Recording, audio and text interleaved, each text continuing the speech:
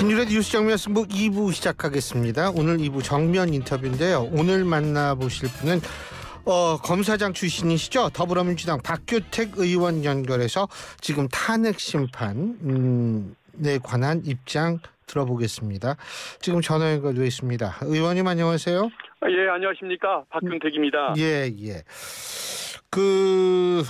지금 마지막 변론이 진행이 되는데 국회 측의 변론은 끝난 것 같아요. 예, 그렇습니다. 막 끝나고 저는 지금 인터뷰를 위해서 잠시 밖으로 나왔습니다. 지금 헌법재판소에 계시는군요. 예, 그렇습니다. 지금 국회 측에서는 한 몇 분 정도 하셨어요, 변론? 9명이 예. 그 주제별로 나누어서 발언을 했습니다. 예, 그리고 이제 국힘 쪽으로 넘어갈 것이고 마지막에 탄핵소 주인과 피청구인 쪽에서 발언을 하고 마치게 될 것입니다. 대충 몇 시 정도로 예상하세요? 윤석열 대통령. 예, 최소한 8시 한 반은 넘어갈 것 같다. 그렇군요. 또 길어지다 보면 9시까지도 휴정 시간 포함했을 때 9시까지도 가지 않을까 그렇게 예측은 해보고 있습니다. 예, 그렇군요. 이번 탄핵 심판의 전반적인 흐름 이제 오늘로 다 끝나니까요. 어떻게 평가하십니까? 지금까지 이제 11차례 변론기일이 이제 진행되고 있는데, 예. 먼저 재판부를 흔드는 외부의 부당한 압력이나 공격이 많지 않았습니까? 그럼에도 원활하게 절차를 이끌어준 재판부에 일단 감사 말씀부터 드려야 할 것 같습니다. 그리고 이제 작년 12월 3일 선포되었던 비상계엄, 이게 유연적이고 위법한 것이었음이 탄핵 심판 변론 과정에서 분명히 드러났다고 저는 평가하고 싶습니다. 변론 기일이 거듭될수록 윤석열 피청구인의 진술과 주장이 거짓되고 억지스럽다는 것들을 국민들이 직접 확인하는 그런 과정이었다고 생각합니다. 근데 일각에서는 증인들의 주장도 좀 이게 엇갈린다, 좀 바뀌었다 이런 평가도 있지 않습니까? 그런데 증인들은 끝까지 일관성을 갖고 얘기하는 사람이 있고, 예. 진술 내용이 바뀐 사람이 있었습니다. 예, 맞습니다. 일관성을 갖는 사람들의 특징은 뭐냐면은 아예 거부를 했거나, 예. 가담을 안 했거나, 지시대로 따랐다고 할지라도 본인이 할 수 있는 최선의 온화한 조치를 취했기 때문에 뭔가 할 말이 있고 또 뭔가 참작을 받을 여지가 있는 그런 사람들이었다는 생각이 들고, 말을 바꾸는 사람들은 뭔가 피청군 윤석열 대통령과의 어떤 의리를 내세우는 것처럼 보였지만 사실은 본인들이 처벌을 적게 받기 위한 수단으로 그렇게 말을 바꾸고 축소를 시키려고 했던 것 아닌가 싶습니다. 예. 윤석열 대통령 오늘 직접 최후 진술을 작성했다 이렇게 어제까지 계속 보도가 되고 있는데요. 아무래도 본인이 직접 작성한 만큼 어떤 내용이 들어갈 거라고 보십니까? 사실은 이제 국민들에게 진정으로 어떤 미안한 감정을 느낀다고 한다면 죄를 잡아가는 그런 내용이 들어가야지 않을까. 그런 내용도 들어가지 않겠냐. 이런 전망들도 있는 것 같은데 저는 조금 회의적입니다. 조금 구체적으로 뭘 어떻게 얘기한다는 말씀이시죠? 그러니까 이제 국민들에게 일단 본인이 헌법과 법률을 어겨서 국가적으로 혼란을 가져오고 국민 생활을 또 경제를 대한민국의 신인도를 이렇게 저하시키고 피폐하게 만든 것, 이것에 대한 사죄가 먼저 있어야 할 텐데 제가 보기에는 지금까지 보여왔던 이 행태를 보면은 어떤 극우 유튜버나 사이비 종교인들의 허황된 말에 현혹되었던 망상과 같은 주장을 또다시 그대로 되풀이하지 않을까, 저는 그렇게 좀 회의적으로 보고 있습니다. 그런데 사실은 저는 좀 제가 궁금한 게요. 언론들이 오늘 이거 되게 주목을 하고 있거든요. 근데 제가 좀 궁금한 게 윤석열 대통령이 어떤 얘기를 하느냐가 향후 정국에 그렇게 큰 영향을 미칠까요? 어떻게 보세요? 아마 언론에서 예측하기는 사퇴 발언을 하지는 않을 것이고 임기를 단축하는 개헌을 아마 주장할 것 같다. 이런 식으로 해서 호소할 것 같다라는 얘기를 예측하는 분들이 있는데 그게 당길지 안 당길지는 저도 잘 모르겠습니다만은 지금 이 사태가 너무도 큰 사태입니다. 만약에 그러면은 그런 말을 한다고 해서 만약에 대통령직에 복위시키면은 개헌 절차가 이루어질 때까지 이루어질지도 알 수가 없지만은 어떤 반년이든 1년이든 그 세월 동안 대통령직에 다시 복귀를 하고 군 통수권 지위를 갖고 그 지금 대통령 일을 계속하면서 더 이상한 행태를 마음껏 부리는 이 모습을 국민이 지켜보아야 한다는 것인데 그 법관 생활을 뭐 20년, 30년 가까이 했던 그 판사 생활을 했던 그 헌법재판관들이 그러한 그 주장에 현혹되지는 않을 거라고 그래서 결코 그 탄핵을 기각하는 판결 없이 다 8대 0으로 인용할 거라고 저는 믿습니다. 예, 예. 아니 근데 오늘 윤 대통령이 어떤 얘기를 하든 간에 뭐 향후 정부에 큰 영향을 미칠까요? 그렇진 저는 안 미친다고 봅니다. 예, 예. 예. 이게 뭐 결정이 나온 것도 아니고 헌재. 예. 예, 그렇습니다. 8대 0 뭐 전원이다 이런 말씀을 하셨는데 그 사실은 여론전이 지금도 아까 잠깐 말씀하셨잖아요. 근데 뭐 이 여론전 그러니까 윤 대통령 지지자들은 이 여론전을 통해 가지고 헌재를 계속 좀 그 문제점 뭐 이런 것들을 얘기를 하고 있어요. 이게 영향을 미칠까요? 헌법재판소의 그 결정에? 저는 영향을 안 미친다고 봅니다. 그리고 오히려 그 어떤 역효과를 오히려 낼 것 같다. 저 내란을 옹호했던 사람들이 또 파면을 반대하고 구속을 반대했던 사람들이 결국 같은 사람들인데 그 어떤 사법부를 침공을 해서 테러를 저질렀지 않습니까? 예. 지금은 또 헌법재판소장 직무대행 저 집 근처까지 가서 또 명예를 훼손하는 이런 발언을 하고 있지 않습니까? 이런 것들에 겁을 먹는다기보다는 저 세력들이 앞으로 홍위병처럼 설치는 세상이 오지 않게 하기 위해서라도 파면을 받아들일 수밖에 없다는 그 마음만 더 강하게 만들어줄 것 같아서 저는 오히려 역효과를 낼 것이라고 생각을 합니다. 자, 시나리오별로 제가 좀 여쭤보는 게 첫째로 제가 여쭤보는 게 아까 우리 박 의원님께서는 8대 0이라고 말씀하셨는데 자, 만일 7대 1로 탄핵이 결정이 됐다. 예? 이렇게 되면은 어떻게 될까요? 7대 1, 6대 2 이렇게 뭐 파면 결정이 되는 수도 있을 텐데 아마 8대 0과 비교했을 때 8대 0으로 했을 때와 7대 1 혹은 6대 2로 됐을 때 어떤 차이가 있을까요? 한두 명의 판단을 가지고서 이제 그 내란을 옹호하는 저 뭐 시위대들 집단들이 그걸 가지고 뭐 유리한 해석의 근거로 쓸지는 모르겠지만 그것은 아마 압도적 다수에게 밀린 것이기 때문에 그런 주장을 할 뭐 입장도 아닌 것 같고 저는 문제는 헌법재판관들이 그런 경우에 한 명, 두 명이 기각하는 결정을 못 할 거라는 생각을 합니다. 그건 나중에 역사적인 기록으로 남을 텐데 불법 비상계엄을 일으켰던 내란범 그리고 잘못도 반성할 줄 모르고 국가적인 피해를 이렇게 줬던 사람에게 대통령 복직 결정을 내렸던 어떤 내가 그 수구 세력의 대표였다라는 이 부끄러운 기록 이걸 결코 남길 분들은 아니라고 생각을 합니다. 그래서 저는 7대 1, 6대 2 이 결정 자체가 나오지 않을 것 같습니다.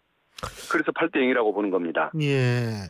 그 마은혁 후보자인가요? 그 사람은 어떻게 임명을 만일 하게 된다면 그 마은혁 후보자는 저기에 동참을 못하죠? 결정 과정에. 그렇습니다. 그죠? 예, 변론 종결까지 임명이 돼 있었어야 변론 갱신 절차를 거치면서 판결에 참여할 수가 있는데 변론이 종결돼 버리는 이제 오늘 이후에는 임명돼도 판결에 따로 관여할 수는 없게 돼 있습니다. 27일 날 마은혁 후보자에 대한 권한쟁의 심판 선고가 있다고 그러네요. 예, 그렇군요. 예, 아직 저도 그 소식은 못 봤는데. 근데 요거 권한쟁의 심판 선고 내리면 그 다음에 이제 남은 거는 최상목 권한대행이 어떻게 할 것인가 그게 남는 거죠, 그죠? 예, 그렇습니다. 그때는 아마 최상목 대행도 받아들일 것 같습니다. 그때는. 예. 어차피 그 지금 내란을 옹호하는 뭐 집단에서 그 이제 관심이 없어질 테니까. 뭐 그 무관심 상태를 이용할 겸 그리고 헌재 결정까지 만약에 따르지 않았었을 때 오는 본인 그 신상의 그 어떤 그 형사 처벌까지 갈 수도 있는 이런 그 상황에 대한 불안감 때문에 임명을 하긴 하겠지만은 이번 사태하고는 정말 그 책임감 없는 무관한 결정이 될 것 같습니다. 형사 처벌 말씀하셨는데 어떤 처벌을 가능해요? 법에 의하면 임명한다라고 돼 있지 않습니까? 그러니까 헌재 결정이 나기 전에도 예. 임명했어야 맞는 겁니다. 왜 그러냐면은 그 대통령은 국회가 선출한 3인, 대법원장이 그 추천한 3인을 임명한다라고 돼 있습니다. 예. 법에서 한다라는 것은 하야 한다의 의미로 보는 겁니다. 예. 예를 들어 뭐 저 강도범에 대해서는 3년 이상의 유기징역에 처한다라고 했을 때 판사가 3년 이상 해도 되고 안 해도 되는 것이 아니고 해야만 하는 것입니다. 법에서 한다라고 규정하는 것은 해야 할 의무를 지는 것인데 예. 최상목 대행은 그것을 거부를 했지 않습니까? 예. 그래서 저는 법적인 의무를 따르지 않았기 때문에 직무유기죄라는 범죄가 성립한다고 저는 생각하고 있습니다. 알겠습니다. 자, 내일 이재명 대표의 그 공직선거법 위반 혐의 2심 결심 공판이 열리죠, 그죠? 예, 그렇습니다. 근데 이게 법리적으로 해석이 다양하게 나오는데, 뭐 어떻게 보세요, 이거? 저는 이제 아마 한 3, 4주 후, 예. 약 3월 하순쯤에 그 판결이 나올 텐데, 그때 당연히 저는 무죄가 선고될 걸로 믿고 있습니다. 예. 예. 무죄로 선고되는 이유를 한번 설명해도 될까요? 예. 이제 혐의가 두 가지 아닙니까? 첫째는 고 김문기 씨와 골프를 치지 않았다라는 말을 했는데 이게 거짓말이라는 판결이 하나가 있고, 두 번째는 그 백현동 식품연구원 부지를 국토부의 협박을 받아서 용도를 변경해줬다라고 얘기했다는 이게 또 거짓말이다. 그래서 둘 다 거짓말했다고 이제 유죄를 인정한 것인데, 사실은 이재명 그 당시 경기지사죠. 경기지사는 이 말을 한 적이 없습니다. 어떤 말을 한 적이 없어요? 창조하는 것이죠. 그러니까 고 김문기 씨와 골프를 치지 않았다는 그 발언에 대해서는 경위가 어떠냐면, 고 김문기 씨와 내가 골프를 친 것처럼 뭐 국힘의 어느 의원이 사진을 뭐 게시해놨더군요. 그 사진 알고 보니까 조작된 사진입니다라고 얘기를 했습니다. 근데 그 사진이 실제 조작된 것이 맞습니다. 그런데 앞에 사진을 친 것처럼 사진을 조작했고 조작했다는 이 얘기를 했는데, 앞에 그 의미를 캐다가 골프를 쳐놓고도 치지 않은 것으로 발언했다라고 의미를 캐다가 발언을 창조한 건 아닙니까? 하지 않은 말이라는 거죠. 그리고 이제 백현동 그 땅 문제에 대해서도 국토부가 협박을 했지만 성남에 있는 5개 공공기관의 용도를 바꿔주지 않았다. 그런데도 계속 백현동 식품연구원 부지에 대해서는 또 계속 요구를 하길래, 내가 원하는 사업용 부지 또 저기가 원하는 주거용 부지 반반 협상을 해서 준 주거용으로 바꿔줬다 이거거든요. 협박을 했다는 거예요? 안 했다는 거예요?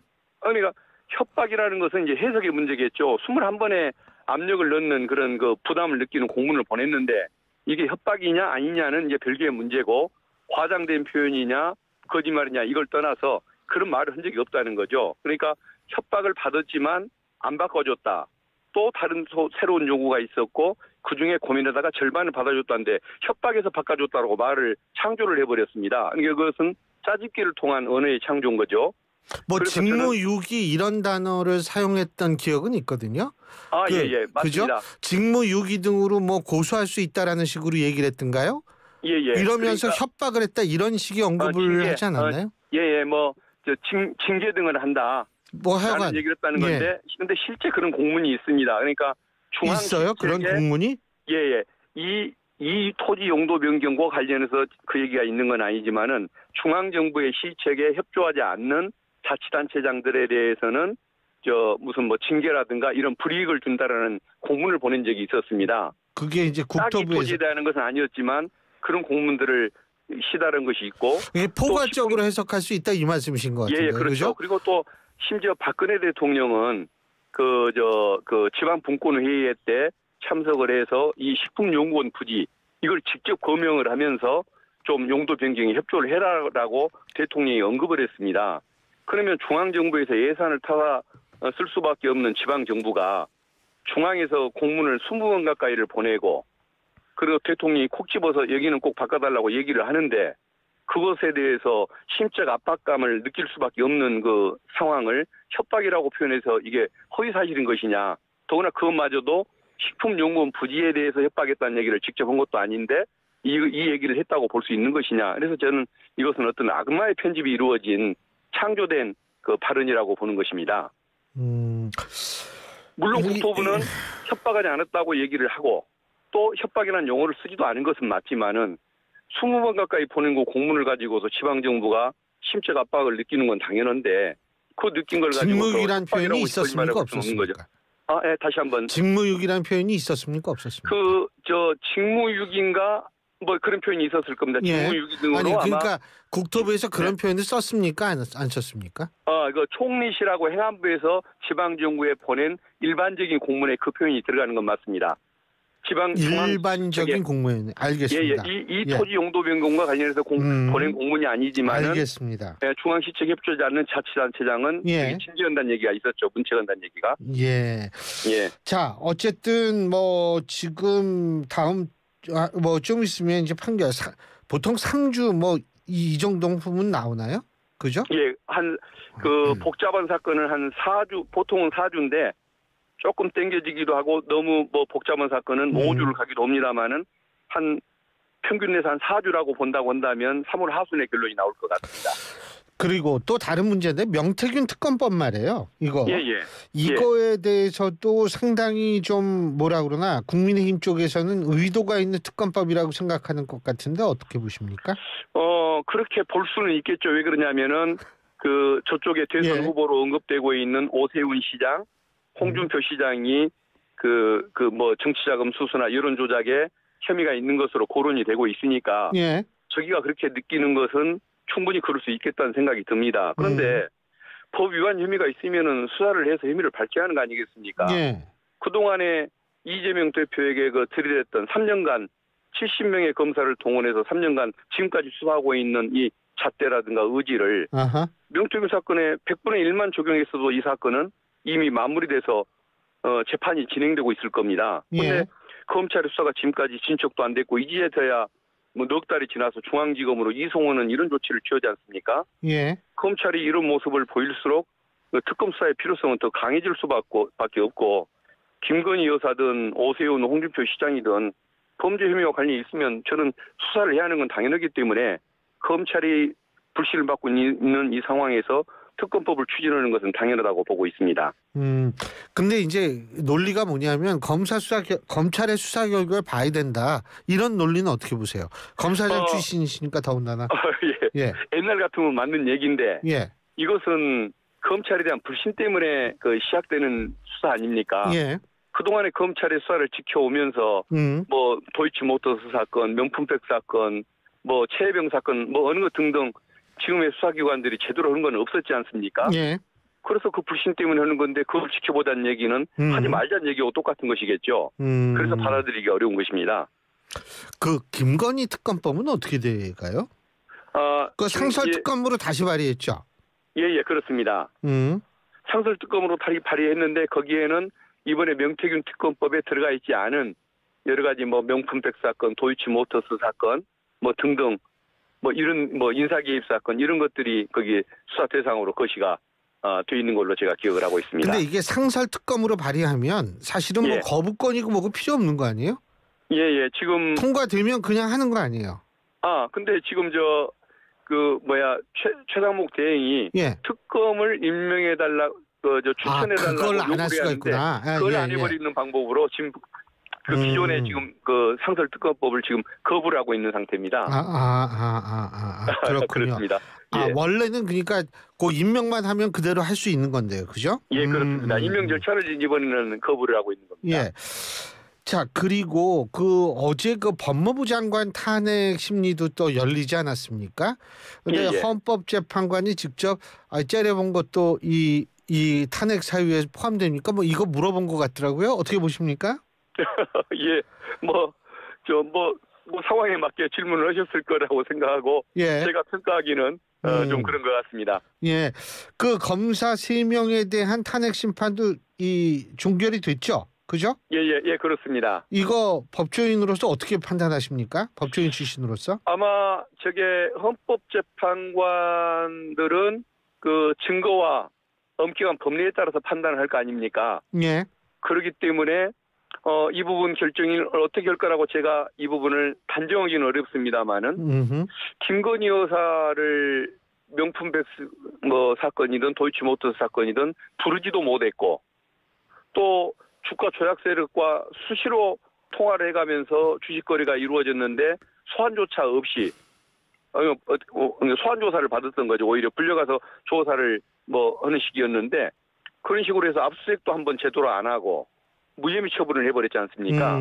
이건 국민의 시각에서 보면은 당연히 직무유기라고 볼만한 평가할 만한 그런 거라고 봅니다. 그래서 이것은 헌재에서 어떤 결정을 낼지는 모르겠지만 설령 그 어떤 국회의 탄핵 청구를 받아 인용하는 결정을 내지 않는다고 할지라도 지금 야당으로서 자료조차 구할 수도 없고 검찰만 쥐고 있는 저 자료를 보고서 유형상 드러나는 문제가 분명한 상황에서 그걸 그대로 방기하고 그래 알아서 니들이 알아서 하라라는 식으로 맡겨둘 수는 없었기 때문에 국회의 어떤 탄핵 소추는 불가피한 상황이었다고 말씀드리고 싶습니다. 그 일부 언론에서 요새 이건 좀 다른 얘기인데 이재명 대표의 행보에 대해서 아침에는 우재명, 밤에는 좌재명 이런 표현이 있습니다.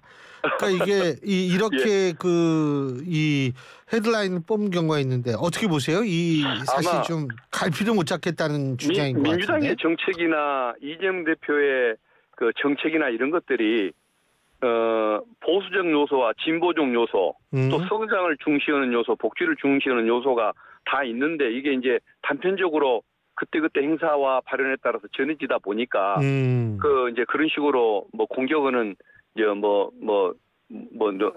뭐라고 그럴까요? 이유가 되는 것이 아닐까 싶은데 제가 보는 이재명 대표는 실제 실용주의자가 맞습니다. 이념주의자가 아닌 실용주의자가 맞고 또 어떤 필요한 상황에 따라서 필요한 얘기는 언제든지 받아들이는 그런 스타일이고 그런데 지금 성장도 필요하고 복지도 필요한 부분 아닙니까? 그래서 근데 이제 요즘 국가 경제 상황이 너무 어렵다 보니까 성장을 좀 더 중시하는 그런 과정에서 이런 그 복합적인 요소가 있다 보니까 보고 싶은 면을 가지고 이렇게 비판하는 것 같은데 저는 실제 말씀 하나하나에 잘못이 있다든가 잘못된 선택이 있다든가. 이거 잘못은 아니고 좀 모순이 있다 이런 지적일 텐데 예를 들면 기업가문 성장 얘기했다가 갑자기 노란봉투법 다시 발의하고요. 상법 개정안 다시 내놓고 이러니까 이제 이게 뭐지 이렇게 생각하는 거죠. 성장도 필요하고 성장이 필요하다고 해서 노동권을 또 어떤 근로자의 권리를 소홀히 할 수는 없는 것 아니겠습니까? 둘 다 필요한 것들을 동시에 추구하다 보니까 이제 단편적으로 그렇게 비판을 하는 것 같습니다. 알겠습니다. 지금 윤석열 대통령 측이 현재 헌법재판소에서 개헌 배경을 설명하면서 비협조적인 야당을 다시 언급하고 있다. 이 장난 같은 탄핵 소추안 발의 이런 줄탄핵에 대해서 아마 얘기하고 있는 모양인데요. 저도 좀 이따 들어가서 글쎄요. 들어가서 한번 또 지켜봐야 할 것 같습니다. 그렇죠. 하여간 이거 언제쯤 나올 거라고 보세요? 탄핵 결정이요? 3월 11일 안에 나올 것 같다고 생각하고 있습니다. 왜요? 노무현 대통령 때 14일 걸렸고 박근혜 대통령 때 11일 걸렸습니다. 근데 이 사안이 훨씬 중대하지만 쟁점이 너무 단순합니다. 그래서 2주를 넘길 일이 없고 그 전에 또 휴일이 껴있고 그러다 보니까 아마 저는 3월 11일이면 나올 것 같고 또 하나 그렇게 나와야 할 이유가 뭐냐면 4월 2일이 지방 보궐선거가 있습니다. 3월 13일부터 등록이 시작되는데 그 전에 이걸 선고해줘야 그 지방 보궐선거를 뒤로 미뤄서 대선과 함께 실시할 수가 있고 그래서 선거병을 아낄 수가 있습니다. 잘 알겠습니다. 오늘 말씀 잘 들었습니다. 고맙습니다. 감사합니다. 더불어민주당 박균택 의원이었습니다. 클릭 말고 지우세요. 받지 말고